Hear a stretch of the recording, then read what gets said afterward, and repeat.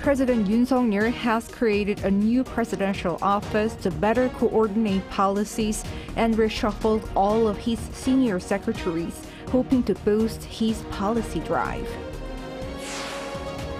South Korea's central bank keeps its key rate at 3.5% for a seventh straight session, reflecting the latest on inflation and more. Israel and Hamas agreed to extend their truce in Gaza for a seventh day to free more captives. It's November 30th, 2023. This is News Center. Good evening. Thank you for joining us. I'm Yoon Jung-min. We start with a major reshuffle today at the Yongsan office. President Yoon Suk-yeol has created a new presidential office to better coordinate policies and make sure they are in good hands. Also, he appointed new senior secretaries for all 5 of the remaining positions. All this as the president apparently hopes to boost his policy drive. Our top office correspondent Kim Do-yeon reports. President Yoon Suk-yeol on Friday launched a new group for policy planning that will report directly to him as part of efforts to strengthen his policy drive. According to the announcement on Thursday morning, current Senior Secretary for Policy Planning Lee Jong-seok will be promoted to director of the group and will oversee work directly under the president. The establishment of the Director of Policy position is to strengthen the coordination and consultation functions with the cabinet and the party, to accelerate the implementation of policies, and to more closely monitor economic policies in order to look after the livelihoods of the people. Previously, only the Chief of Staff and the National Security Office worked directly under the president, with the Chief of Staff overseeing policy planning. The Director of Policy will be in charge of Senior Secretaries for Economic and Social Affairs, formerly under the Chief of Staff, as well as the soon-to-be-created Senior Secretary for Science and Technology. He will also be looked at as a level of minister. Current economic indicators show recovery, but people are still facing difficulties. I'll prioritize taming inflation and use all available policies to do so. This new office, while new for this administration, has been around under previous presidents. In fact, it was a role that President Yoon scrapped as he took office to minimize the size of the top office, but the revival shows President Yoon is motivated to put more effort into pushing policies harder. On top of this, President Yoon has new senior secretaries for all 5 remaining senior secretary positions who will start their roles next Monday. For public relations, former presidential spokesperson Lee Jong-seok has been promoted. For political affairs is also a promotion as Han Ho-seok, former secretary for state affairs monitoring, will take on the role. For civil and social agenda, Hwang Sang-moo, the former main anchor for Korea Broadcast Systems News, has been named. For economic affairs, Park Chun-seok and Chang Sang-yoon for social policy. As the new appointees briefly addressed the media, they all acknowledged that the situation is hard, whether it's social division or economic hardships. And as next year will bring President Yoon's 3rd year in office, while the country next April will vote for its National Assembly members, the new appointments will have a lot to get done right away. Kim Do-yeon, Arirang News. The National Assembly today approved the appointment of Justice Lee Jong-seok as Chief of the Constitutional Court, ending 3 weeks-long vacancy. Led by the main opposition party, it also introduced a motion to remove the Chief of the Broadcasting Watchdog, Lee Dong-kwan. Our political correspondent Lee Si-hoo explains what's behind this move and what it could mean. During a plenary session on Thursday, the National Assembly gave its consent to the appointment of Lee Jong-seok, a current justice on the Constitutional Court of Korea, as the top court's new chief. The consent for appointment passed with 204 votes for, 61 against, and 26 abstentions among the 291 lawmakers present. Lee has served on the 9-member Constitutional Court since 2018. In addition, Democratic Party-led motions to impeach Korea Communications Commission chairperson Lee Dong-kwan and 2 prosecutors seeking their removal from their posts were submitted to the Assembly. Some 168 lawmakers supported the motion to impeach Lee, citing violations of the law as a reason, emphasizing that he made 29 rulings with just another committee member. He violated the purpose of the Commission and broadcasting laws enacted to ensure the independence and neutrality of the Korea Communications Commission. Meanwhile, the ruling People Power Party objected to the impeachment motion. None of the reasons for the impeachment of the chairperson of the Korea Communications Commission can be seen as a violation of the law or serious enough to justify the dismissal. The motions to impeach must go through secret ballots between 24 and 72 hours after their submission. The main opposition, DP, is aiming to conduct voting on Friday. However, the ruling PPP is planning an overnight protest. The motion requires majority approval from current members of the Assembly, where the DP has a supermajority of 168 seats against the PPP's 111 out of the 298 total. If the motion passes, Lee will be suspended from his duties immediately until a ruling is made by the Constitutional Court, essentially paralyzing the operations of the KCC, which currently has only 2 decision-making members, Lee and his deputy, out of 5 possible.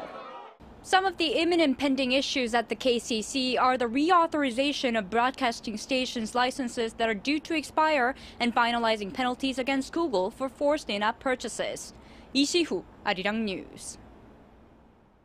The Finance Ministry today convened its third state policy review meeting to gather public opinion on government policies affecting people's livelihoods. Presided over Finance Minister Chu Kyung-ho, 50 regular citizens took part, including victims of housing lease fraud and franchise business owners. They highlighted concerns about challenges and inconveniences they face in everyday life, such as transportation, housing lease fraud, childcare, and heating expenses. Justice Minister Han Dong-hoon, Interior Minister Lee Sang-min, and other ministers and related officials also participated to respond to audience questions and outline directions for future policies.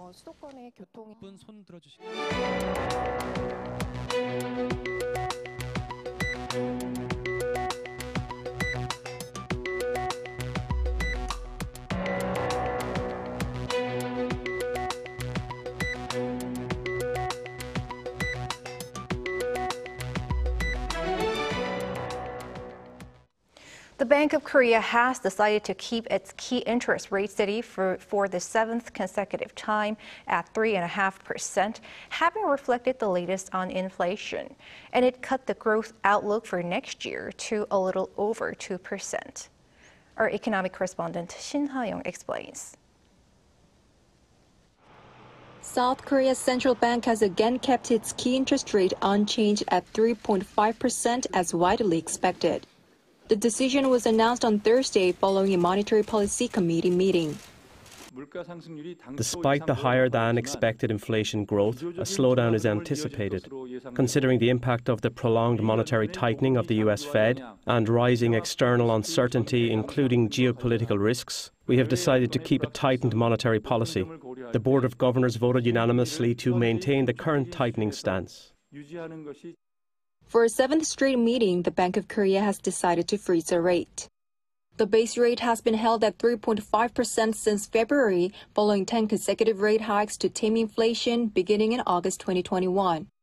Analysts say the central bank sees no need to raise the key interest rate solely to address soaring household debt, as it could further weaken consumer spending and investment.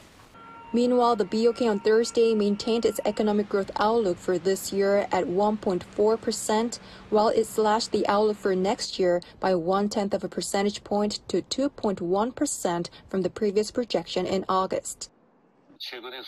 Exports have been improving lately, but it'd be difficult to expect a significant increase. Domestic demand is sluggish as well. These factors led to the BOK and the IMF lowering their outlooks for next year's economic growth. Small businesses and the self-employed are facing challenges. In this regard, the government needs to prioritize the economy with relevant policies. Consumer price growth is expected to be at 3.6% this year, up from its previous forecast of 3.5%. The BOK also raised the figure for next year to 2.6% from 2.4%. Inflation slowed during the first half of this year but rebounded in August, and the increase lasted until last month to 3.8%, the highest in 7 months due to higher oil costs and rising prices for some agricultural goods. The BOK governor said during a press conference that a committee member who had previously suggested the possibility of rate cuts withdrew that statement during Thursday's meeting amid a growing necessity to tame inflation. The Bank of Korea said that it will maintain high interest rates for a sufficiently long period until it's confident that consumer price inflation will slow to the target level of 2%, emphasizing that it is too early to consider rate cuts. 신하영, Arirang News. All three indexes showing the nation's industrial activities, output, spending, and investment saw a drop in October. The manufacturing sector took a notable hit as chip production fell by nearly 12%. An Sung-jin reports in detail. South Korea's overall industrial production for October saw the highest on-month fall since April 2020. According to Statistics Korea on Thursday, an on-month decrease of 3.4% in the manufacturing sector pulled down the country's overall output by 1.6%. The dip in manufacturing production is largely attributed to a sluggish semiconductor output, which fell by 11.4%. This contrasts with the rebound in August and September, when both saw an on-month increase of nearly 14%. An official from Statistics Korea said the dip is due to greater chip production recorded at the end of the third quarter. As exports increase, they tend to increase at the end of the quarter, and due to the base effect, the beginning of the next quarter tends to see a decrease. Especially with shipments in the semiconductor industry concentrated at the end of the quarter, the difference seems to be a bit more noticeable this time. The expert also said the temporary holiday in October meant fewer working days, which also affected production, adding that despite lower production volume, as prices for memory chips rose, the industry is recovering. Alongside industrial output, production and facility investment all saw a drop, while food and beverage consumption was also down due to the base effect from September's Chuseok holiday. An Sung-jin, Arirang News. Over in Gaza, Israel and Hamas agreed to extend their truce 1 day more at the last minute. Hostages had been released up until the 6th day of the ceasefire, and due to the extension, more captives are anticipated to be freed. Park Go-no with the latest. Just 10 minutes before its expiration, Israel and Hamas agreed to extend their truce in the Gaza Strip under the same previous conditions for another extra day. The Israeli Prime Minister's office said on Thursday that the truce will continue as Israel was given a new list of women and minors for potential release beforehand, though not mentioning an exact number. Israel had agreed to extend the truce by 1 day for every 10 living hostages released and noted it would resume fighting if that condition was not met. Meanwhile, Qatar, one of the negotiators between Israel and Hamas, also confirmed the extension in a statement made by its foreign ministry on Thursday. The ministry added that negotiations continue in hope of reaching a permanent ceasefire in Gaza.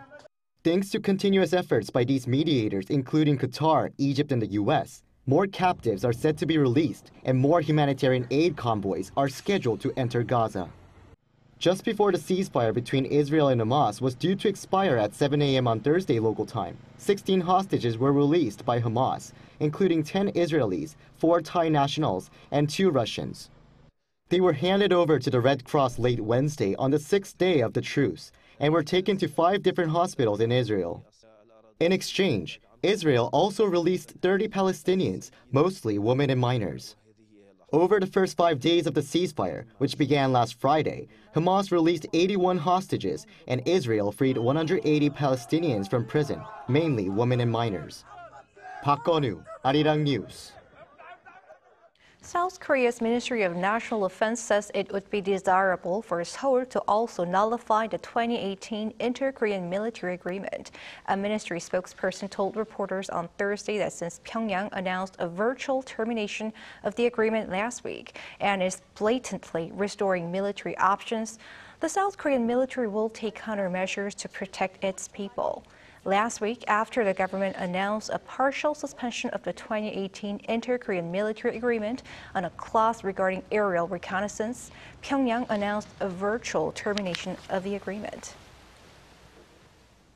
U.S. authorities have cracked down on a virtual currency mixer accused of assisting North Korea to finance its hostile weapons ambitions. Lee Jong-seok has more.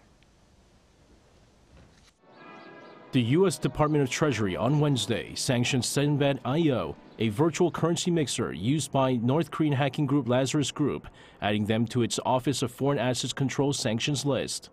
The department added that the cryptocurrency mixer processed millions of dollars worth of virtual currency that the hacking group gained from its heists. Crypto mixing services improve the anonymity of transactions and are used by criminals to make funds harder to trace. The sanctions comes as the UN panel of experts on UN Security Council sanctions against the North said that Sinbad had laundered close to $100 million in Bitcoin for the Lazarus Group. The panel also explained that through its hacking group, North Korea was able to steal some $1.7 billion in cryptocurrency last year. The fresh sanction against the cryptocurrency mixer also comes as Pyongyang launched a space rocket last week to put a military reconnaissance satellite into orbit. However, both Seoul and Washington have been stepping up efforts to stop the regime's cryptocurrency theft and other cyber crimes as they can fund their weapons programs. The Treasury Department noted that Lazarus Group has operated for more than 10 years and is believed to have stolen over $2 billion worth of digital assets across multiple thefts. Lazarus Group was previously sanctioned by Washington in 2019 as a state-sponsored cyber hacking group of the North. Lee Jong-seok, Arirang News. Former U.S. National Security Advisor and Secretary of State Henry Kissinger died on Wednesday local time at the age of 100. Kissinger served as the Secretary of State during the Nixon and Ford administrations in the 1960s and 70s. Apart from saying he died at his home in Connecticut, no further information concerning the circumstances were given by his geopolitical consulting firm, Kissinger Associates. A major figure in U.S. foreign policy, Kissinger laid the groundwork for U.S. and China relations and promoted détente with the Soviet Union during the Cold War, receiving the Nobel Peace Prize in 1973. In 1975, he proposed the four-party talks on the Korean Peninsula involving South and North Korea, the U.S. and China. The Cultural Heritage Administration has formally submitted the Jeju 4-3 archives to UNESCO to be inscribed as a UNESCO Memory of the World. The archives include records of victims, trials, and U.S. military documents related to the April 3, 1948 incident on Jeju Island. The incident was a culmination of civilian protests against UN-led elections in the southern part of Korea under U.S. military rule. The committee announced on Thursday that it also submitted documents showing where both the public and the government collaborated to rebuild the devastated southern part of the peninsula following the Korean War fought from 1950 to 1953. If successful, each is expected to be inscribed as a UNESCO Memory of the World in 2025.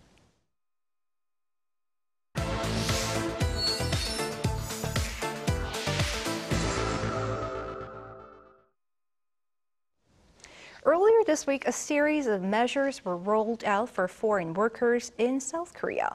The most notable change was the increase in the E9 visa quota and enabling Korean restaurants to hire people with these visas. Our business correspondent Moon Hae-ryun joins me in the studio for this topic. Good to see you, Hae-ryun. Good evening, Jung-min. Evening. So what is an E9 visa and what does this new policy bring to the table? Well, it's a work visa that's issued by the South Korean government for foreign nationals to carry out what's regarded as non-professional work. It's issued to people from countries that have an agreement with South Korea, particularly Southeast Asian countries, to enable foreign workers to fill in shortages in certain local industries. This includes the likes of the manufacturing, construction, agriculture, fishery, and service sectors. There's an annual quota for the E9 visa, and the government has upped the limit for 2024 to a total of 165,000. In addition to this, starting next April and July, E9 visa holders will be able to work in the dining, mining, and forestry industries. There are some limitations, though. For the dining industry, only restaurants serving Korean food are allowed to hire E9 visa holders, and businesses have certain requirements they need to meet in order to be eligible. Restaurants with fewer than 5 workers must have been in business for more than 7 years, and those with more than 5 workers for 5 years. It also won't be applicable across the whole country from the beginning. The government plans to introduce it in stages, starting off with around half of the country. I want to ask you, how serious is the labor shortage in the dining industry? Well, Jung-min, the aging population and low birth rate has been an issue for the country for quite some time now. And it's no surprise that this is also affecting the labor market. And ever since the COVID-19 pandemic, the dining and accommodation sectors have been struggling to find staff. I spoke to a Korean restaurant owner in Seoul to find out more about the difficulties. So let's take a listen. It's been quite a while now since we first started seeing labor shortages in this industry. You could even go so far as to say the job market has collapsed. This new government policy will be extremely helpful. He stressed the urgency of the situation and the recent trend of young people not willing to work in the food service industry. There's more demand than supply, so job seekers can afford to be picky. We desperately need anything that can help increase the workforce. According to data released by Statistics Korea, the labor shortage in the dining industry has increased more than 5-fold over the past 3 years. Earlier this year, the government expanded the job sectors open to H2 visa holders, usually to temporary farming, to include the entire restaurant industry, and increased the working hours for D2 visa holding international students, enabling part-time weekday employment. But as the above visa holders aren't really looking for work in the food service industry, expanding the hiring pool to E9 visa holders is expected to help rejuvenate the job market. Hae-ryun, and what are some concerns about this policy, and how does the government plan to address those issues? Well, some are concerned about what this could mean for domestic workers, and others feel that this isn't enough and that more industries need to be included, such as the accommodation sector. Here's what a representative from the Korea Hotel Association had to say. Business is back to normal for hotels, but it's been difficult to hire staff that we cut down on during the pandemic. With the rising demand for foreign laborers in the accommodation industry, the government plans to revisit this sometime next month. Limitations on the number of foreign workers that can be hired are also in place to protect domestic workers. Restaurants with less than 5 workers can only hire 1 E9 visa holder, and those with more than 5 can hire up to 2. Furthermore, if restaurants fire Korean workers as a result of hiring foreign workers, employment restrictions will be put in place. With the government setting up a dedicated task force, it looks like more changes will be coming. All right, thank you for your report, Hae-ryun. It was my pleasure.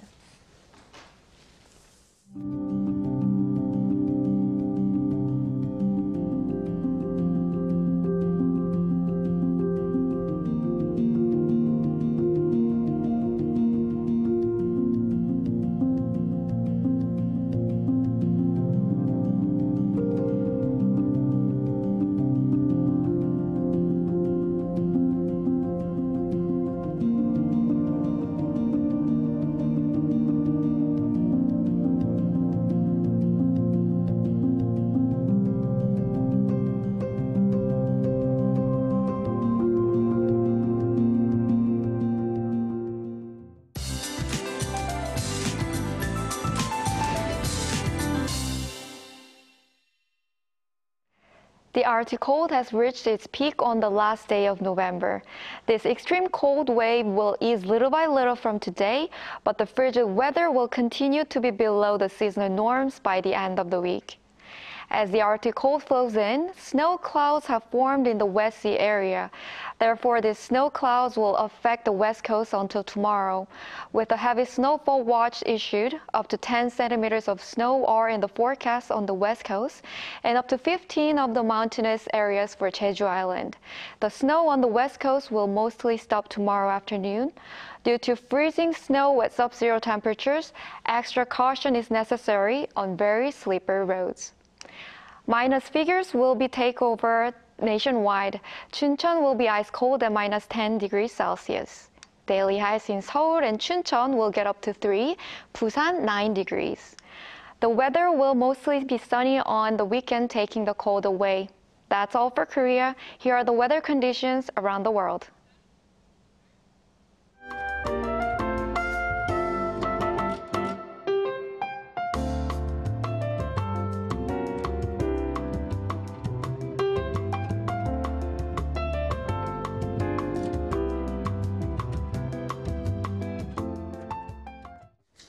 That is News Center for tonight. Thanks for watching. A panel session coming up.